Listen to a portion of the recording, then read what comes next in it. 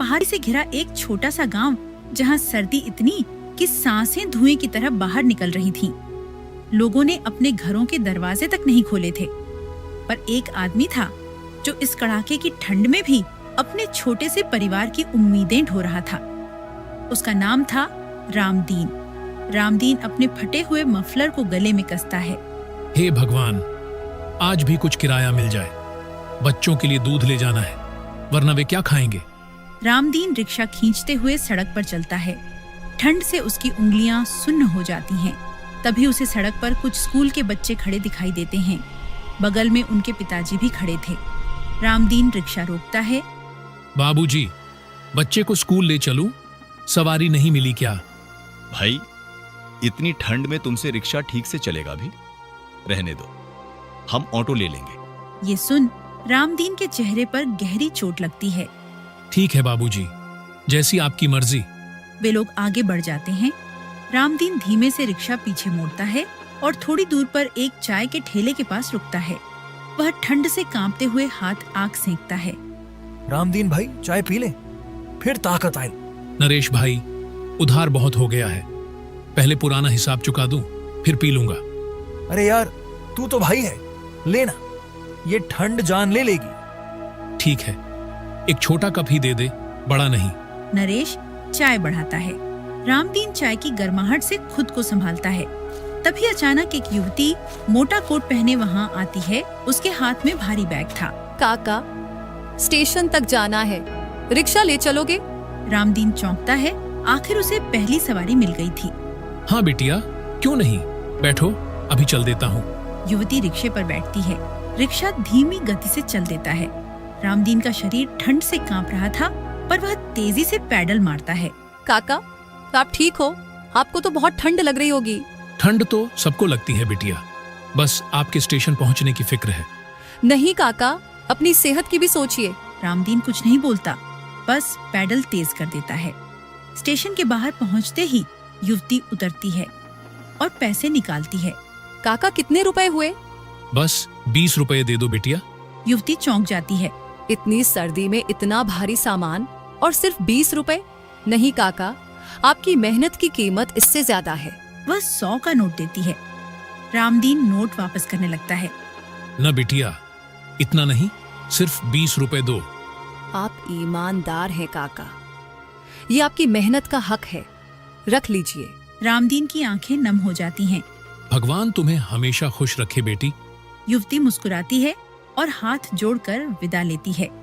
Station से लौटते समय हवा और भी तेज चलने लगी थी। रामदीन का मुंह लाल हो चुका था। वह धीरे धीरे कांपता हुआ आगे बढ़ता है। रामदीन जैसे अपनी गली की ओर मुड़ता है, उसे वहां एक बूढ़ी औरत एक बच्चे के साथ हाथ सेंकती हुई मिलती है। वह बच्चा बहुत जोर से खांस रहा था। अम्मा, ये इसे कैसी खांसी है? क्या बताएं बेटा, 3 दिन से बुखार है, दवाई के पैसे नहीं हैं। 1 मिनट अम्मा। वह जेब में हाथ डालकर स्टेशन वाली लड़की के दिए हुए 100 रुपए निकालता है। उसमें से 20 रुपए देता है। अम्मा, ये ले जाओ, बच्चे को दवाई दिला देना। अरे नहीं बेटा, आपके घर में भी तो बच्चे हैं। बच्चे सबके एक जैसे होते हैं अम्मा, ले जाओ। इसके बाद वह अपने घर पहुंचता है। अंदर उसकी पत्नी सावित्री और दोनों बच्चे मुन्ना और छोटी रानी एक दूसरे से चिपक कर बैठे थे। आ गए आप, बहुत देर कर दी आज। आज थोड़ी दूर की सवारी मिल गई थी, बस इसलिए थोड़ा वक्त लग गया। बाबा, दूध लाए, बहुत भूख लगी है। रामदीन जेब पैसे निकालकर पत्नी को देता है। हाँ, दूध ले आओ, बच्चों को ठंड में ताकत की जरूरत है। सावित्री समझ जाती है कि उसने कोई त्याग किया है। तुम भी कुछ खा लो। अरे, तुम मेरी चिंता मत करो, मैं रास्ते में खा आया हूँ। रात का समय। सावित्री 2 पुराने कंबल बच्चों पर डालती है। रामदीन कमरे के एक कोने में बैठा था। ठंड अब उसे कंपा रही थी। इतनी ठंड में मत निकला करो, तुम्हारी सेहत बिगड़ जाएगी। अगर मैं ना निकला तो ये 2 नन्हे कैसे पलेंगे? सावित्री की आंखें नम हो जाती हैं। तभी अचानक दरवाजे पर जोर की दस्तक होती है। रामदीन चौंक जाता है। इतनी रात को कौन आया होगा? रामदीन दरवाजा खोलता है। बाहर एक आदमी खड़ा था। उसकी आंखों में आंसू थे। भैया जल्दी चलिए, मेरी पत्नी की तबीयत बहुत खराब है, उसे अस्पताल ले जाना है। टैक्सी नहीं मिल रही। रामदीन रिक्शे की तरफ देखता है। तेज ठंड हवा और ये लंबा सफर, लेकिन फिर वह उस आदमी की आंखें देखता है। चलो भैया, चलते हैं। सावित्री उसका हाथ पकड़ती है। इतनी ठंड में मत जाओ। किसी की जान पर बनी है सावित्री। अगर आज मैं रुक गया तो कल किसी और का बच्चा रोएगा। सावित्री उसकी आंखों में देखते ही चुप हो जाती है। इसके बाद रामदीन रिक्शा लेकर अस्पताल की ओर चल देता है। पीछे बैठा आदमी अपनी बीमार पत्नी को थामे हुए था। पानी पानी। सुनैना, बस थोड़ी देर और, अस्पताल पास ही है। रामदीन सुनकर और तेज पैडल मारता है, पर ठंड उसे भीतर तक चीर रही थी। अचानक सामने टूटी हुई सड़क आती है। रिक्शा डगमगाता है। भैया संभाल के, गड्ढा है आगे। रिक्शा झटके से उछलता है और गिरते गिरते बचता है। माफ करना भैया, पर रुका तो भाभी को देर हो जाएगी। वह बिना रुके फिर पैडल मारता रहता है। अचानक सड़क पर पुलिस की जीप आकर रुकती है। रात के 11 बजे कहाँ ले जा रहा है रिक्शा? कर्फ्यू लगा है इस इलाके में। साहब, मेरी पत्नी की हालत खराब है, अस्पताल ले जा रहे हैं। सिपाही बीमार औरत को देखता है। अरे ये तो बहुत बुरे हाल में है, रुको हम गाड़ी से छोड़ देते हैं। साहब, आपका धन्यवाद, पर भाभी रिक्शे में ही आराम से बैठी हैं। अगर आप रास्ता साफ करा दें तो हम जल्दी पहुंच जाएंगे। सिपाही उसकी हिम्मत देखकर चुप हो जाता है। ठीक है, तुम आगे आगे चलो, हम पीछे से रोशनी देंगे। अब रिक्शा पुलिस की जीप की रोशनी में तेजी से आगे बढ़ रहा था। कुछ समय बाद रिक्शा अस्पताल के गेट तक पहुंचाता है। अस्पताल के स्टाफ दौड़कर औरत को स्ट्रेचर पर ले जाते हैं। कुछ समय बाद डॉक्टर बाहर आते हैं। अगर आप 5 मिनट देर कर देते तो मरीज नहीं बचती। जो रिक्शे वाला इन्हें इतनी ठंड में लाया, उसने आज एक जान बचाई है। आदमी दौड़कर रामदीन के पास जाता है। भैया, तुमने आज मेरी पत्नी नहीं, मेरी पूरी दुनिया बचा ली। हम भी तो इंसान हैं भैया, इंसानियत न निभाए तो इंसान किस बात के। डॉक्टर और आदमी रामदीन का शुक्रिया अदा करते हैं, लेकिन जैसे ही सब शांत होता है, रामदीन की टांगें कांपने लगती हैं। वह जमीन पर गिर पड़ता है। भैया, अरे डॉक्टर साहब जल्दी आइए, रिक्शे वाले भैया को कुछ हो गया है। रामदीन को स्ट्रेचर पर लेटाया जाता है। इसका शरीर ठंड से सुन्न हो चुका है। हमें तुरंत स्पेशल दवाइयों की जरूरत है, लेकिन खर्चा बहुत आएगा। डॉक्टर साहब, पैसे की चिंता मत कीजिए, जो भी लगेगा मैं दूंगा, बस आप इन्हें बचा लीजिए। डॉक्टर इलाज शुरू कर देते हैं। कुछ समय बाद दोनों की हालात ठीक हो जाती है। इसके बाद आदमी और पुलिस वाला रामदीन के घर पहुंचते हैं और दरवाजा खटखटाते हैं। सावित्री दौड़कर दरवाजा खोलती है। क्या हुआ? भाभी जी, आपके पति ठंड में बहुत बीमार हो गए थे। हे भगवान, मैंने तो मना किया था कि रात में मत जाना। कोई बात नहीं, अब इनकी तबीयत ठीक है, इनका ध्यान रखो। इसके बाद रामदीन की पत्नी उसे बिस्तर पर लेटा देती है। सुनो जी, आज से रिक्शा चलाना बंद कर दीजिए। अगर आप इसी तरह ठंड में निकलते रहे तो आपकी जान को खतरा हो सकता है। मैं अब तुम्हें रिक्शा नहीं चलाने दूंगी। सावित्री, अगर मैं रिक्शा नहीं चलाऊंगा तो हमारा गुजारा कैसे होगा? इस तरह तो हमारे बच्चे भूखे मर जाएंगे। अब चिंता मत करिए जी, मेरे दिमाग में एक योजना है। कौन सी योजना? आप तो जानते हैं कि मैं कितने स्वादिष्ट समोसे बनाती हूँ, और ठंड भी इतनी पड़ रही है, लोग गरम गरम समोसे हाथों हाथ खरीदेंगे। अब यही हमारा नया काम होगा। तुम्हारा दिमाग सच में तेज है सावित्री, पर समोसे बनाने के लिए जो सामान आएगा उसके लिए पैसे कहाँ हैं? अब चिंता मत कीजिए, मैंने कुछ पैसे बचा कर रखे थे, बाकी आप सेठ से उधार ले आओ। उन्हें बोल देना, जैसे ही कमाई शुरू होगी धीरे धीरे चुका देंगे। ठीक है, पर बाहर बारिश बहुत तेज है, रुक जाने दो, सुबह ही जाऊंगा, तब तक मेरी तबीयत और ठीक हो जाएगी। दोनों अंगीठी के पास बैठकर हाथ सेंकते हैं, फिर सो जाते हैं। अगली सुबह रामदीन मन में आशा लिए सेठ के घर पहुंचता है। सेठ अपने नौकर पर चिल्ला रहा था। हमें निकम्मे, 3 बार बोला था सामान सही रखना, मेरी बात तुम्हारे कानों तक पहुंचती नहीं क्या? इतने में सेठ की नजर रामदीन पर पड़ती है। अरे रामदीन, आओ कैसे आना हुआ? सेठ जी, मुझे थोड़े पैसों की जरूरत है, अगर आप मदद कर दें तो आपका बहुत उपकार होगा।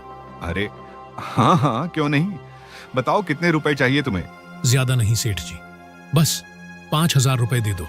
5,000 मिल जाएंगे, लेकिन एक शर्त है, अगर समय पर पैसे नहीं लौटाए तो तुम्हारी छोटी सी जमीन, याद है ना, खेत के किनारे जो है, वह मेरी होगी।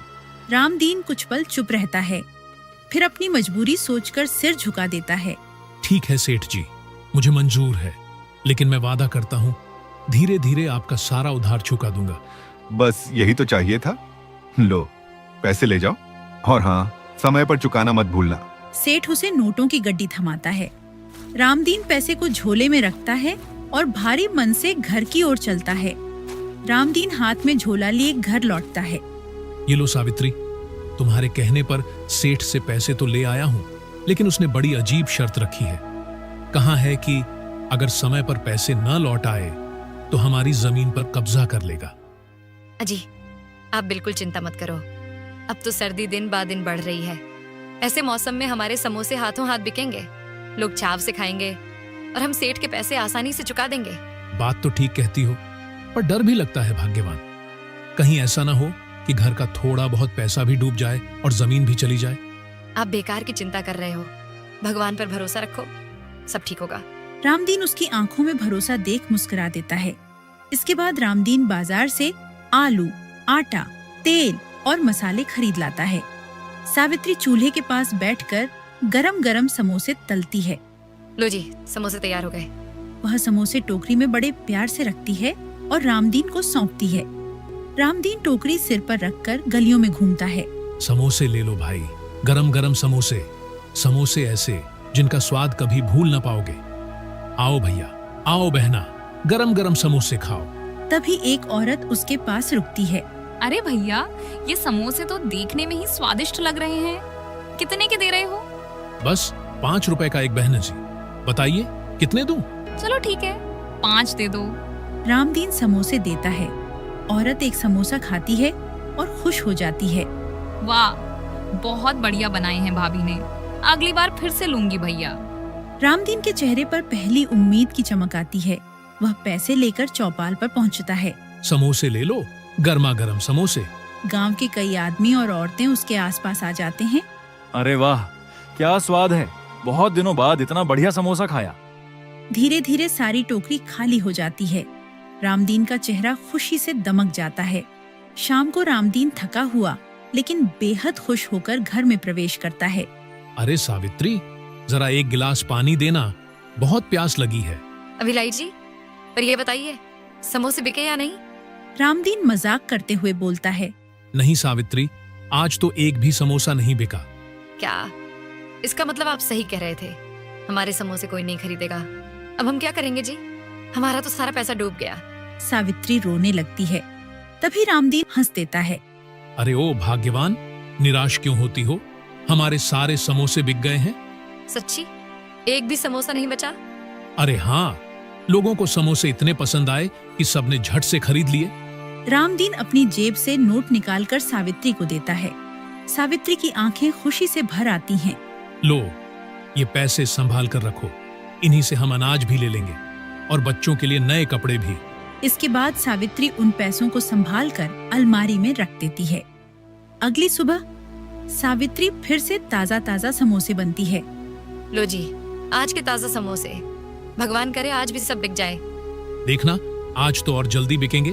रामदीन फिर से समोसों की टोकरी लेकर गांव की ओर निकल जाता है। वह फिर से आवाज लगाता है। समोसे ले लो भाई, समोसे, गर्मा गर्म समोसे। जो एक बार खाएगा मेरे समोसों का स्वाद भूल नहीं पाएगा। तभी गांव का एक आदमी उसके पास आकर रुक जाता है। अरे सुनो रामदीन, हमने सुना है कि तुम्हारे समोसे बहुत स्वादिष्ट है। जरा 50 रुपए के दे दो, मैं भी तो छक्कर देखूं। आखिर ऐसा क्या है तुम्हारे समोसों में?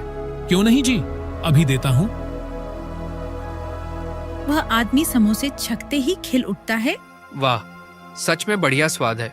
रामदीन पैसे लेकर चौपाल की ओर बढ़ता है। आज भी चौपाल पर भीड़ जुट जाती है। रामदीन, जल्दी दो भाई, हम देर से आए हैं, कहीं समोसे खत्म ना हो जाएं। कुछ देर में टोकरी पूरी तरह खाली हो जाती है। रामदीन खुशी से घर लौटता है। सुनो सावित्री, हमारे समोसे तो गांव की शान बन गए हैं। मैं गांव में पहुंचता ही हूँ और बस कुछ ही देर में सब बिक जाते हैं। भगवान तेरा लाख लाख शुक्र है।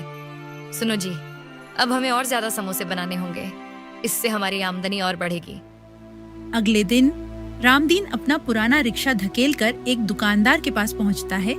भैया, इस रिक्शे को ठेला बना दो। ठीक है भाई, आप बैठिए, मैं काम शुरू करता हूँ। शाम होने तक रिक्शा एक खूबसूरत साफ सुथरा ठेले में बदल जाता है। रामदीन पैसे देता है और खुशी खुशी ठेला घर ले आता है। पहले जो रामदीन टोकरी में समोसे बेचता था, अब वह ठेले पर समोसे बेचने शुरू कर देता है। रामदीन के पास ग्राहकों की भीड़ लग जाती है। अब उसकी कमाई पहले से कई गुना बढ़ जाती है। सावित्री सही कहती थी, मेहनत से सब मिलता है। शाम का समय, सर्द हवा बह रही थी। दोनों पति पत्नी अलाव के पास बैठे हाथ सेक रहे थे। तभी गांव का मुखिया वहां आता है। सुनो रामदीन, 3 दिन बाद मेरी बेटी की शादी है। मेहमानों के लिए समोसे चाहिए। क्या तुम मेरे लिए समोसे बना दोगे? क्यों नहीं मुखिया जी, आप बस हुक्म कीजिए, मैं समय पर समोसे पहुंचा दूंगा। ठीक है, मैं कल सूची भेज दूंगा। मुखिया चला जाता है। तभी उनकी यह बातें भानु और उसकी पत्नी चुपके से सुन रहे थे, क्योंकि उनकी कई दिनों से रामदीन के काम पर नजर थी। देखा तूने, ये भिखारी जिसके घर में खाने को नहीं था, आज इतना बड़ा ऑर्डर ले रहा है। हाँ, और इसकी पत्नी तो अब हमारी तरफ देखती भी नहीं। इन दोनों को खूब घमंड चढ़ गया है। तू चिंता मत कर, मैं ऐसा कुछ करूंगा कि रामदीन कभी भी यह ऑर्डर पूरा न कर पाए। भानु और उसकी पत्नी रामदीन की इतनी तरक्की देखकर चलने लगे थे और वह इस इंतजार में थे कि कैसे भी करके रामदीन मुखिया को समोसे न पहुंच पाए। शाम को सावित्री और रामदीन समोसे तैयार करने के बाद वो सोने चले जाते हैं। तभी भानु और उसकी पत्नी चुपके से रामदीन के रसोई में घुस जाते हैं। जल्दी करो, कभी वो दोनों जाग ना जाए। दोनों की समोसों से भरी टोकरी देखते ही लालच से आंखें चमक उठती हैं। वाह, इतने सारे समोसे, बस इन्हें ले चलते हैं। कल गांव में सभी हंसेंगे कि रामदीन ऑर्डर भी पूरा नहीं कर पाया। दोनों समोसों से भरी टोकरियां चुपके से उठा लेते हैं और रात के अंधेरे में गायब हो जाते हैं। शादी वाले दिन सावित्री जैसे ही रसोई में पहुंचती है तो वहां का नजारा देख दंग रह जाती है, क्योंकि रसोई में एक भी समोसा नहीं था। हे भगवान, ये समोसे कहाँ गए? अब हम मुखिया जी को क्या जवाब देंगे? सावित्री दौड़ती हुई कमरे में आती है जहां रामदीन अभी अभी जागा था। अजी सुनते हो, हमारे सारे समोसे कोई चुरा ले गया। क्या? ऐसे कैसे हो सकता है सावित्री? हमने तो दरवाजा भी बंद किया था। मेरा तो शरीर कांप रहा है जी। अब मुखिया से क्या कहेंगे? हे भगवान, अब तो मुझे कोई बहाना ही बनाना पड़ेगा। कुछ देर तक कमरे में मौत जैसा सन्नाटा। ठीक है, मैं खुद जाकर मुखिया जी को बता देता हूँ। जो होगा देखा जाएगा। इसके बाद रामदीन मुखिया के बड़े दरवाजे पर पहुंचता है। मुखिया कुर्सी पर बैठे मेहमानों की लिस्ट देख रहा था। अरे रामदीन, ये क्या मुरझाया हुआ चेहरा लेकर घूम रहे हो? मुखिया जी, क्या बताऊं, कल रात हमारे घर से किसी ने सारे समोसे चुरा लिए। क्या? समोसे चुरा लिए? अरे भला कोई समोसे क्यों चुराएगा? सच कह रहा हूँ मुखिया जी, आप मुझे बस शाम तक का समय दे दीजिए, मैं दूसरे बना दूंगा। रामदीन, कहीं तुम बहाना तो नहीं बना रहे? मेरी बेटी की शादी है और तू बोल रहा है समोसे चोरी हो गए? नहीं मुखिया जी, मैं सच बोल रहा हूँ, लेकिन आप चिंता मत कीजिए, शाम तक सारे समोसे तैयार कर दूंगा। देख, अगर शाम तक समोसे नहीं आए तो तेरी खैर नहीं। रामदीन सिर हिलाता है और वहां से निकल जाता है। रामदीन भारी मन से घर लौट रहा था। तभी वह भानु के घर के बाहर पहुंचता है। वहां देखता है कि भानु का बेटा हाथ में समोसा पकड़े हुए खा रहा था। अरे, भानु के बच्चे तो कभी समोसे नहीं खाते और भानु ने तो आज तक एक भी समोसा नहीं खरीदा। फिर ये समोसा कहाँ से आया? वह तुरंत बच्चे के पास पहुंचता है। अरे बेटा, ये समोसे कहाँ से लाए? ये तो मुझे पापा ने दिए हैं। हमारे घर में तो अभी बहुत सारे हैं। आपको चाहिए तो ले लो चाचा। यह सुनकर रामदीन के पैरों तले जमीन खिसक जाती है। अब सारी तस्वीर साफ हो चुकी थी। रामदीन तेज कदमों से घर पहुंचता है। भाग्यवान, सब समझ में आ गया। हमारे समोसे किसी और ने नहीं, भानु ने चुराए हैं। हे भगवान, हमें तो पता ही नहीं था कि इतना गिर जाएगा वह आदमी। अब मैं क्या करूं? शादी में समय भी कम है। अजी, मेरे हिसाब से आपको सच्चाई मुखिया जी को बतानी चाहिए। अब वही हमारी मदद कर सकते हैं। ठीक है भाग्यवान, अब सच बोल ही देता हूँ। रामदीन दोबारा मुखिया के घर पहुंचता है। मुखिया दरवाजे पर ही खड़ा था। अब क्या हुआ? क्यों आए हो दोबारा? मुखिया जी, मुझे आपसे बहुत जरूरी बात कहनी है। कहो रामदीन, अब क्या बहाना है? मुखिया जी, मैं झूठ नहीं बोलूंगा। मेरे समोसे जिसने चुराए हैं और वह कोई और नहीं, भानु है। उसके बेटा के हाथ में मेरे ही समोसे थे। मुखिया यह सुनकर हैरान रह जाता है। उसके चेहरे पर सख्ती और गुस्सा उतर आता है। क्या? भानु? चल रामदीन, अभी सच का पता लगाते हैं। मुखिया अपने कुछ आदमियों को साथ लेकर भानु के घर पहुंचता है। भानु, बाहर निकल जल्दी। भानु और उसकी पत्नी घबराए हुए चेहरे के साथ बाहर निकलते हैं। जी मुखिया जी, क्या हुआ? सब ठीक है ना? ठीक? तुमसे ठीक की उम्मीद? अभी बताता हूँ। भानु कुछ बोल पाता इससे पहले मुखिया अपने आदमियों को आदेश देता है, जाओ, घर की पूरी तलाशी लो। मुखिया के आदमी घर के अंदर घुसते हैं और कुछ ही देर में समोसों से भरी टोकरी लेकर बाहर आते हैं। मुखिया भानु की तरफ घूरता है। ये क्या है भानु?